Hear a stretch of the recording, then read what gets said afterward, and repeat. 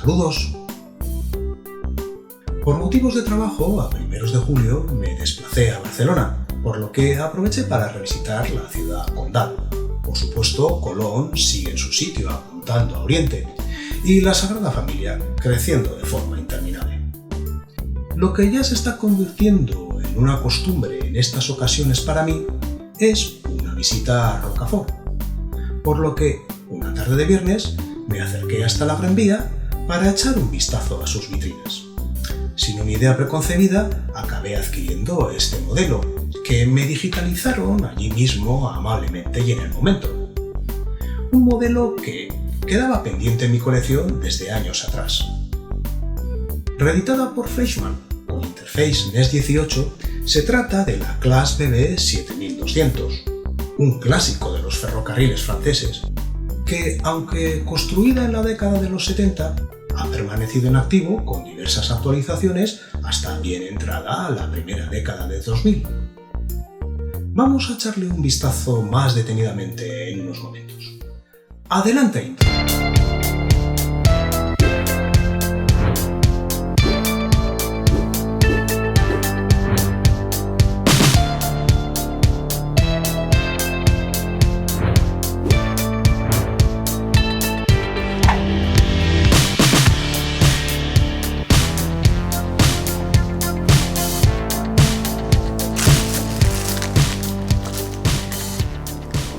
La 7200 es la versión DC de la familia de locomotoras Neuf Casseux, construidas entre 1976 y 1985 por Alstom. Destinada principalmente al servicio de pasajeros, se está asignando cada vez más al de mercancías a medida que los TGV asumen los de pasajeros.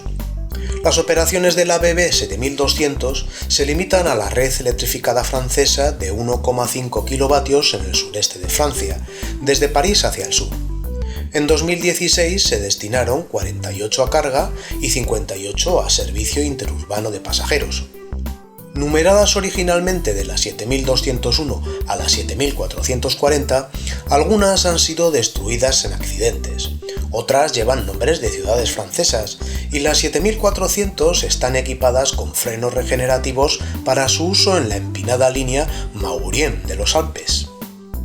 Como podemos observar, el modelo está reproducido detalladamente, con un muy buen acabado, tal como nos tiene acostumbrados Fleischmann. Pocas protuberancias, lo que facilita su manipulación y pantógrafos metálicos, aunque quizás por ese motivo esta es la zona más delicada a la hora de toquetear o asir la locomotora.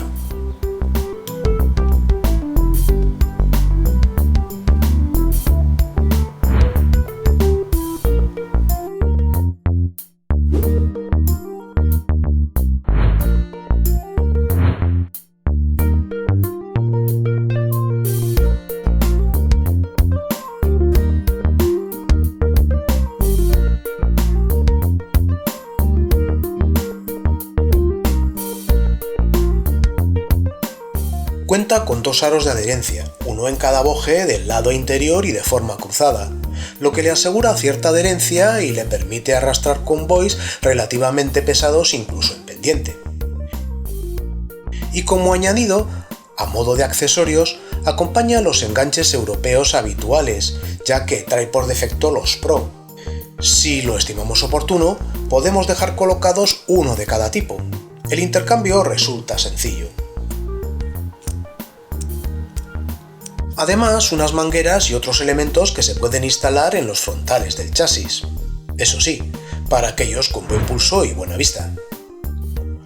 A tener en cuenta los topes que se extienden desde la carcasa a la altura de los bojes, que pueden llegar a limitar en algunos casos el radio de giro de los mismos, lo que puede provocar desenganches o salidas de vía en radios cerrados o a contracurva, sobre todo si los enganches de los vagones son del tipo corto. En el interior de la caja, ahora de plástico más endeble, no sabemos si por concienciación del fabricante de cara al medio ambiente o para reducir costes, no así el precio afectado por la situación económica actual, debajo del contenedor, por un lado, encontramos la hoja de despiece.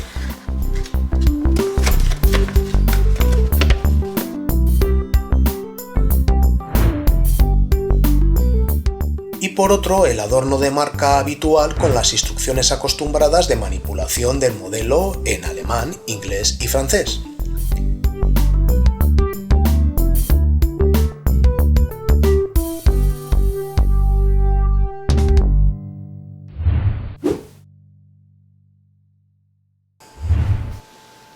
Para acceder a su interior es necesario retirar primero los topes, ya que si no, no podremos liberar del todo la carcasa.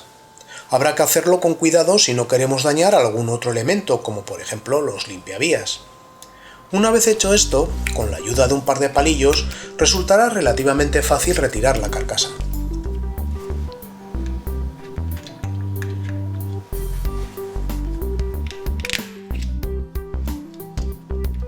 Ya abierta destaca la placa base, en posición invertida, lo que dificulta el acceso al decoder. Si la adquirimos en versión analógica y luego necesitamos colocarle el decoder, deberemos retirar los tornillos que sujetan la placa al chasis, puesto que esto nos facilitará la operación para retirar el dummy. Por las mismas, convendrá soltar las placas LED de los faros del chasis. Aún así, los cables que conectan la placa con las tomas de corriente en los bojes son relativamente cortos y la maniobra resulta complicada, requiriendo de cierta imaginación si la queremos llevar a buen término.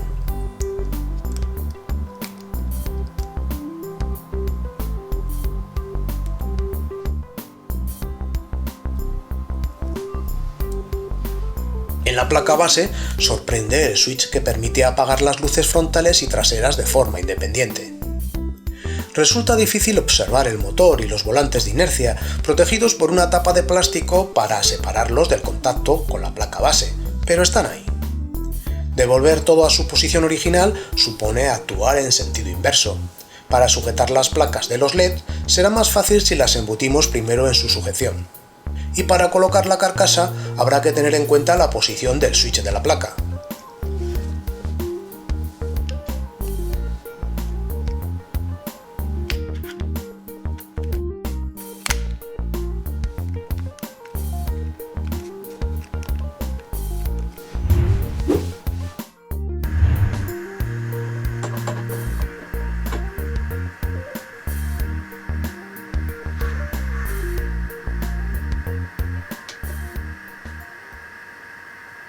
Al tratarse de un NES 18, las luces rojas de posición son manipulables mediante las funciones F1 y F2 de forma independiente, encendiéndolas o apagándolas.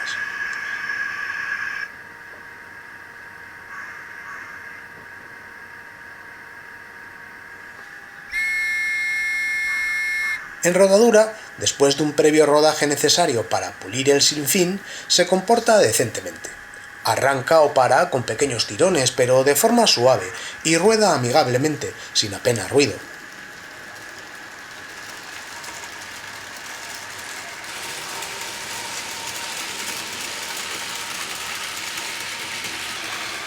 La programación del decoder, en este caso, limita emplear velocidades excesivamente altas, así que se mueve dignamente, tanto a velocidades medias como algo más elevadas. En definitiva, un buen producto con el pero del acceso al decoder.